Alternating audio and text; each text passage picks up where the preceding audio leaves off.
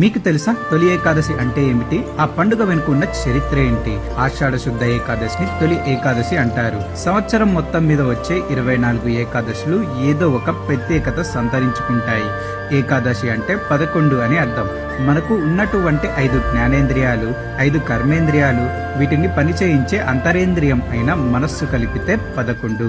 ఈ 11 ఏకోన్ముఖంగా పనిచేసే సమయమే ఏకాదశి.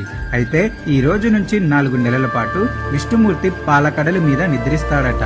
అలాగే కృతయుగంలో మురాసురుడనే రాక్షసుడు బ్రహ్మవరంతో దేవతలను ఋషులను హింసించాడని మరో కథ ప్రాచుర్యంలో ఉంది.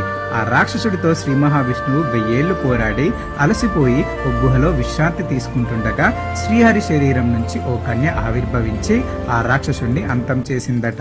ఇందుకు సంతోషించిన శ్రీ మహావిష్ణువు ఆ కన్యను వరం కోరుకోమనగా తాను విష్ణుప్రియగా లోకం చేత పూజలు అందుకోవాలని కోరుకు